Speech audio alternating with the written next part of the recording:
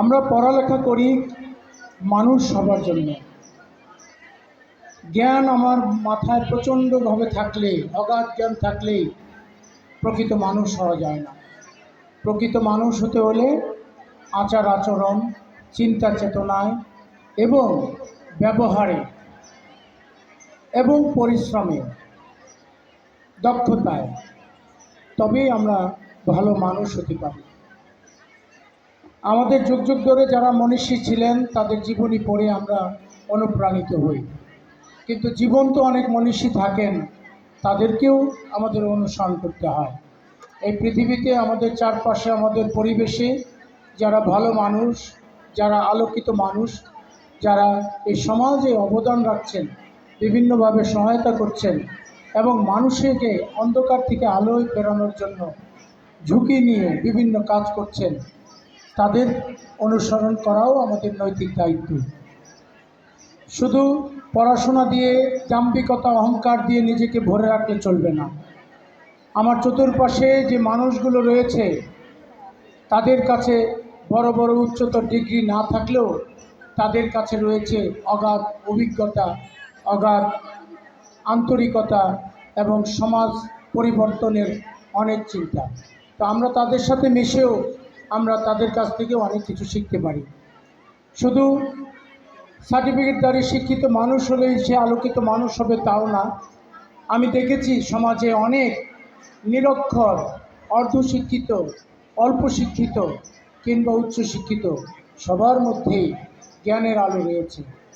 আমরা কাউকে মানুষ হিসেবে ছোট দেখব না, সবসময় ইতিবাচক চিন্তা করব এবং আমাদেরও বিবেকের দায়বদ্ধতা আছে। আমরা যারা শিক্ষিত হচ্ছি, তোমরা যারা এসএসসি পাস করে উচ্চশিক্ষা লাভ করবে, তোমাদের কাছেও, তোমরাও কিন্তু সমাজের কাছে দায়বদ্ধ।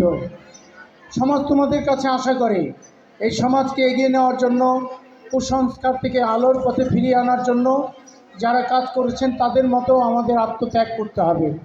আমাদেরকে ভাবতে হবে শুধু পরিবার, শুধু ছেলে মেয়ে, শুধু নিজের স্বার্থটাকে বড় করে দেখলে হবে না। আমরা আমাদের নিজেকে বড় করার সঙ্গে আমার পরিবেশের যে ভাই বোন বন্ধু রয়েছে, মুরব্বীরা রয়েছেন, সবার সমান সুযোগ নিজের মধ্যে সামর্থ্য বাড়াতে হবে যে হ্যাঁ, আমি এমন কিছু হব, এমন কিছু করে দেখাবো যে আমার দ্বারা সমাজ আলোকিত হবে, সমাজের সবাই উপকৃত হবে। তাহলে আমাদের মানব সভ্যতা, আমাদের মানব জীবন সার্থক হবে। পড়ালেখার মাধ্যমে আমরা আরও এগিয়ে যাব। আমি শিক্ষক হিসেবে তোমাদের কাছে এখন ক্ষমা চাইব। সেই ক্ষমা হচ্ছে আমার অজান্তে তোমাদের মনে কষ্ট দেওয়া,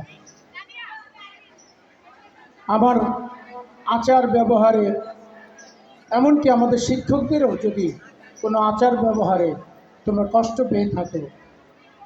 শিক্ষক বাবা মা তুল্য। বাবা মাকে যেমন তাদের অন্যায়ের প্রতিবাদ করা যায় না, সহ্য করতে হয়, তোমরাও করেছো। তো তারপরে আজকের এই আয়োজনে আমি তোমাদের কাছে সরি জানাচ্ছি। তোমরা আমাদেরকে ক্ষমা সুন্দর দৃষ্টিতে দেখবে। আর ক্লাসের বাইরে আমি যা ভালো উপদেশ দিয়েছি সেগুলো মেনে চলবে।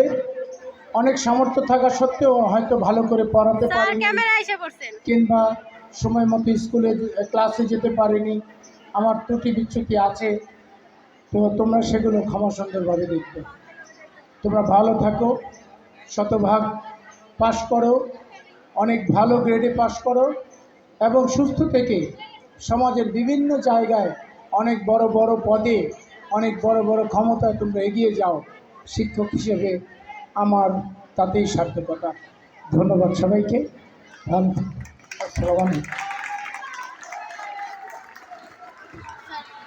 এবার মানপত্র পাঠ